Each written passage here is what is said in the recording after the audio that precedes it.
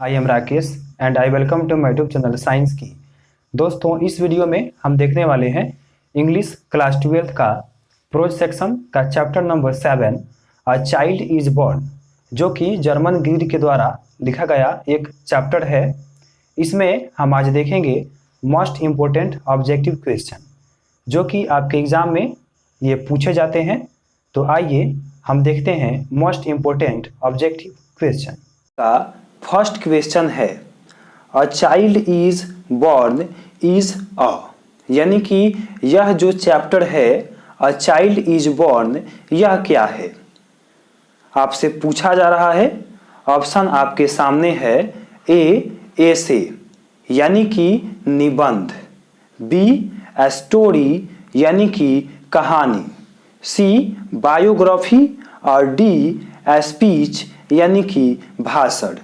तो आपके पास ये चार ऑप्शंस है। इस ऑप्शंस के सहायता से आपको बताना है कि अ चाइल्ड इज बॉर्न क्या है। तो आइए इसका हम आंसर देखते हैं। इसका करेक्ट आंसर होगा ऑप्शन नंबर ए से, यानी कि यह जो चैप्टर है यह क्या है? तो ए से यानी कि निबंध, एक लेख है। अ child is born. Second question. Second question है हमारा दोस्तों, who has retain this chapter a child is born. आपसे पूछा जा रहा है कि यह जो चैप्टर है अ चाइल्ड इज बॉर्न, यह किसके द्वारा लिखा गया है? यानी कि यह जो चैप्टर है अ चाइल्ड इज बॉर्न, इसके लेखक कौन है? तो ऑप्शन आपके सामने है। ए बर्ट्रांड रसल, बी सिगानोया, सी जर्मन ग्रीर और डी नन ऑफ दीज, इनमें से कोई नहीं। तो अगर इसका आंसर आप जानते हैं तो आप हमें कमेंट सेक्शन में कमेंट कर सकते हैं। तो आइए दोस्तों हम देखते हैं इसका आंसर। तो इसका करेक्ट आंसर होगा option number C Germaine Greer, यानी कि अ चाइल्ड इज बॉर्न एक जर्मन ग्रीड के द्वारा लिखा गया एक निबंध है, एक लेख है, जो कि इसमें बच्चों का जन्म से लेकर उसके पूरे जीवन में क्या क्या समस्या आता है, समाज में कैसे कैसे उस बच्चे का नाम होता है, उस बच्चे का समाज में जन्म का जो प्रोसेस है, जो प्रक्रिया है, वो कैसे होता है। तो ये सब इस चैप्टर में इन सब बातों का वर्णन किया गया है। तो इसका आंसर क्या हो जाएगा? तो option number C Germaine Greer. और जो आप ऑप्शन नंबर ए देख रहे हैं बर्ट्रांड रसल, ये बर्ट्रांड रसल हमारे 5वें chapter ideas that have helped mankind के राइटर हैं। और जो फिर बी आप देख रहे हैं सिगानोया, ये हमारे 6वें चैप्टर द आर्टिस्ट के राइटर हैं। तो दोस्तों यहाँ पे correct answer option number C Germaine grid होगा। Next question. Germaine Greer was born in, यानी कि आपसे पूछा जा रहा है कि इस चैप्टर के जो लेखिका हैं जर्मन ग्रीड, इनका जन्म कब हुआ था? आपको इनका जन्म बताना है। तो ऑप्शन आपके सामने है। ए 1939 यानी कि 1939, बी 1990 यानी कि 1919, सी 1929 यानी कि 1929 और डी 1949 यानी कि 1949। तो इसी ऑप्शन से आपको बताना है कि इनका जन्म कब हुआ था। तो अगर आप जानते हैं तो आप हमें बता भी सकते हैं। तो चलिए हम देखते हैं इसका आंसर। इसका करेक्ट आंसर होगा ऑप्शन नंबर ए 1939। 1939। तो ये आप याद रखें, इनका जन्म 1939 में हुआ था। और ये भी आप इसमें पॉइंट याद रखें कि इनका जो जन्म है वो 1939 में हुआ था। और कहाँ पे हुआ था? तो इंग्लैंड में हुआ था। कहाँ पे हुआ था? तो इंग्लैंड में। ये भी आप याद रखें, इंग्लैंड में इनका जन्म हुआ था। लेकिन एक इनका शिक्षा दीक्षा जो है, जो इनका एजुकेशन क्वालिफिकेशन था, वो कहाँ पे हुआ? तो ऑस्ट्रेलिया में। यहाँ पे 3 पॉइंट आपको याद रखना है कि इनका जन्म कब हुआ। तो 1939। और इनका जन्म कहाँ पे हुआ, तो इंग्लैंड में। और इनका शिक्षा दीक्षा कहाँ पे हुआ, पढ़ाई लिखाई कहाँ पे हुआ, तो ऑस्ट्रेलिया में। 3 पॉइंट आपको इसमें याद रखने हैं, क्योंकि ये तीनों में से कोई भी क्वेश्चन आपके ऑब्जेक्टिव सीरीज में पूछा जा सकता है, तो तीनों पॉइंट को आप जरूर ध्यान में रखें। Next question, German Greer was educated इन। देखिए अभी हमने आपको बताया था कि जर्मन ग्रीर का शिक्षा दीक्षा यानी कि पढ़ाई लिखाई कहाँ पे हुआ था, तो ऑप्शन है A Australia, B China, C India और डी नन ऑफ दीज, इनमें से कोई नहीं। तो इसका तो आंसर आप जानते हैं, तो चलिए इसका हम आंसर देखते हैं। Option number A Australia. इनका जो पढ़ाई लिखाई है वो कहाँ पे हुआ था, तो ऑस्ट्रेलिया में। ओके, और इनका फिर हम आपको बता दें कि जन्म अगर पूछा जाएगा तो कहाँ पे हुआ था, तो इंग्लैंड में। इनका जन्म कहाँ पे हुआ था, तो इंग्लैंड में, लेकिन पढ़ाई लिखाई कहाँ पे हुआ था, तो ऑस्ट्रेलिया में। ये 2 कन्फ्यूजन वाला सवाल आप याद रखें। जब भी आपसे पूछा जाए कि इनका पढ़ाई लिखाई कहाँ पे हुआ था, तो ऑस्ट्रेलिया में, और जन्म कहाँ पे हुआ था, तो इंग्लैंड में। ओके, नेक्स्ट क्वेश्चन हम देखते हैं। नेक्स्ट है sex and destiny. Sex and destiny has written by. देखिए यह जो आप देख रहे हैं सेक्स एंड डेस्टिनी, यह इनके एक पुस्तक का नाम है, एक रचना का नाम है। तो आपको हम हमेशा की तरह कहते हैं कि आपके ऑब्जेक्टिव सीरीज में जो राइटर का कुछ रचना होता है, उस रचना का नाम भी आप याद रखें, क्योंकि ये बुक का नाम देकर पूछ सकता है कि इस बुक को कौन लिखे हैं। तो इसी तरह से यहाँ पे सवाल आपसे पूछा गया है, सेक्स एंड डेस्टिनी किनके द्वारा लिखा गया है। तो ऑप्शन है A Germaine Greer, B Kamala Das, C Anton Chekhov और डी नन ऑफ दीज, इनमें से कोई नहीं। तो आप याद रखें, क्योंकि आप चैप्टर ही पढ़ रहे हैं अ चाइल्ड इज बोर्न, यानी कि जर्मन ग्रीड का यह चैप्टर। तो जाहिर सी बात है कि इसके राइटर भी कौन होंगी, तो जर्मन ग्रीड। तो चलिए इसका करेक्ट आंसर क्या हो जाएगा, ए जर्मन ग्रीड। और जो आप देख रहे हैं option number B Kamala Das, देख रहे हैं option number B Kamala Das, यह हमारे पोइट्री सेक्शन के 10वां chapter my grandmother's house के राइटर हैं। और फिर जो आप ऑप्शन नंबर सी देख रहे हैं एंटन चेखोव, ये हमारे प्रोज सेक्शन के 11वें चैप्टर है अ मैरिज प्रपोजल। चैप्टर का नाम है अ मैरिज प्रपोजल, उसी के राइटर हैं। तो इसका correct answer option number A German grid होगा। Next, in Bangladeshi children are looked after by the, यानी कि आपसे पूछा गया है कि बांग्लादेशी जो बच्चे होते हैं उनका लुक्ड आफ्टर यानी कि देखभाल, जो बांग्लादेशी बच्चे होते हैं उन बच्चों का देखभाल किसके द्वारा किया जाता है। एक बार और सुने, जो बांग्लादेशी बच्चे होते हैं उनका देखभाल किसके द्वारा किया जाता है, यही आपसे पूछा जा रहा है। ऑप्शन है ए फादर ओनली, यानी कि केवल पिताजी के द्वारा, बी मदर ओनली, केवल माता के द्वारा, सी होल फैमिली यानी कि पूरे परिवार के द्वारा, और डी नन ऑफ दीज, इनमें से कोई नहीं। तो चलिए इसका आंसर यदि आप जानते हैं, अगर आप समरी पढ़े हैं, अगर आप समरी नहीं पढ़े हैं तो समरी आप जाके पढ़ लें, प्लेलिस्ट में टोटल वीडियो अपलोड है, तो वहां से आप इसका समरी पढ़ सकते हैं, उससे आपको अधिक जानकारी मिल सकती है। तो यहाँ पे हम देखते हैं कि बांग्लादेश के जो बच्चे होते हैं उनका देखभाल किसके द्वारा होता है। तो ऑप्शन नंबर सी जो आप देख रहे हैं होल फैमिली, यानी कि पूरे परिवार के द्वारा उस बांग्लादेशी बच्चे का देखभाल किया जाता है। तो यहाँ पे होल फैमिली होगा, न कि फादर न कि मदर। नेक्स्ट,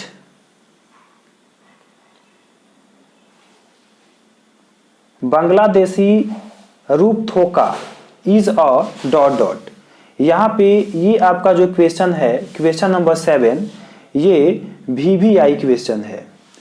ये आपसे बहुत एग्ज़ाम में पूछा जाता है और इसमें बहुत सारे लोगों को कन्फ्यूजन भी होता है।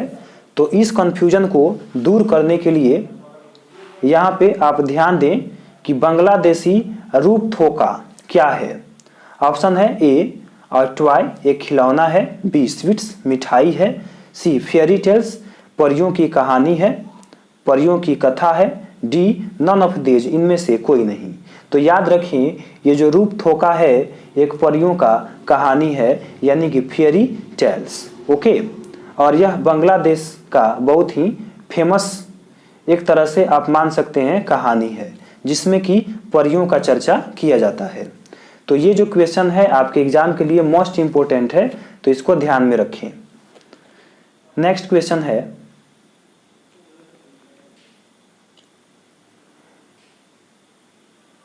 In Bangladeshi children under the age of 5 और 6 आर लुक्ड आफ्टर बाय, यानी कि जो बांग्लादेशी के बच्चे होते हैं, जो बांग्लादेश के बच्चे होते हैं जिनका उम्र जिनका एज 5 से 6 साल के बीच में होता है, जिनका उम्र 5 से 6 साल के होते हैं जो बच्चे बांग्लादेशी, उनका देखभाल पालन पोषण किसके द्वारा किया जाता है।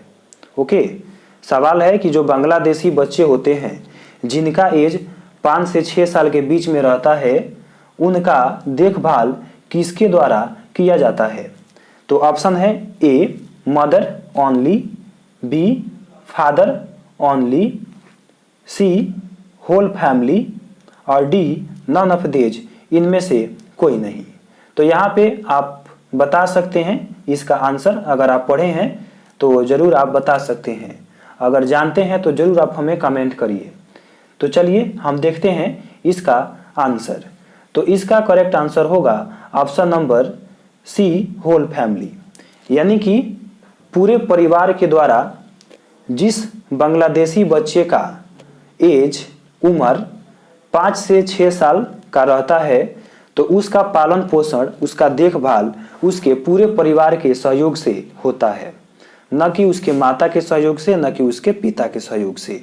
उस परिवार में उसके भाई बहन, उसकी माँ, उसके पिताजी, उसके दादा, उसके दादी, उसके अंकल, उसकी आंटी, यानी कि वह फैमिली ज्वाइंट हो या सिंगल हो, जैसा भी फैमिली हो, लेकिन उस बच्चे का जो पालन पोषण है, अगर वह बच्चा 5 या 6 साल का है तो उसका पालन पोषण उसके पूरे होल फैमिली के द्वारा किया जाता है। तो आप याद रखें। नेक्स्ट है,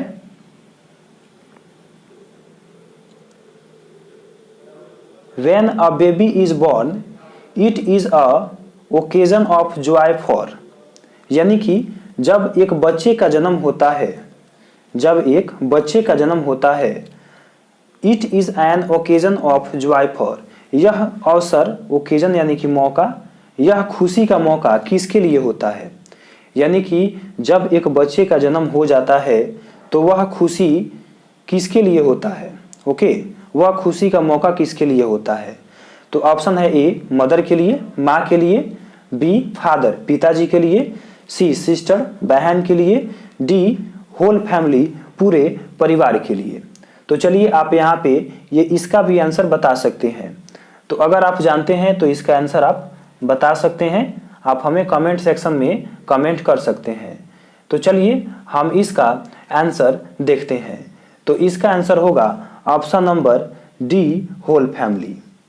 एक बच्चे का जब जन्म होता है तो खुशी का जो माहौल होता है, किसी के घर मान लीजिए एक बच्चे का जन्म हुआ तो वो जो खुशी का माहौल होता है वो पूरे होल फैमिली के लिए होता है। उस परिवार में जितने भी सदस्य हैं वे सभी सदस्य इंजॉय करते हैं, सभी सदस्य खुश होते हैं।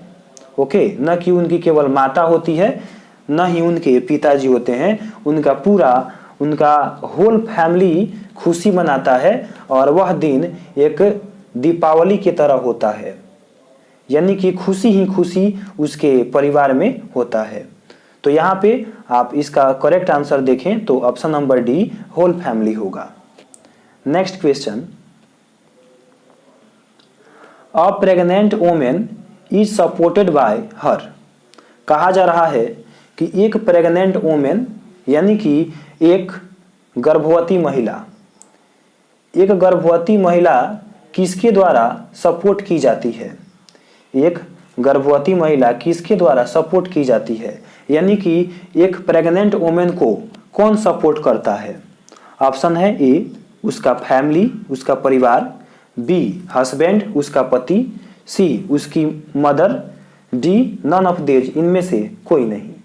तो देखिए यहाँ पे एक प्रेग्नेंट वुमेन के लिए सबसे ज़्यादा सपोर्टेड कौन है? तो उसके हस्बैंड यानी कि उसके पति। एक गर्भवती माँ के लिए सबसे ज़्यादा सहयोग उसके पति की आवश्यकता होती है और उस पति की आवश्यकता होनी भी चाहिए। तो यहाँ पे आंसर क्या हो जाएगा? हस्बैंड यानी कि पति। नेक्स्ट है a Sylheti women go to the stay during the last stage of pregnancy. देखिए यहाँ पे एक वर्ड आया है अ सिलहेटी वुमेन।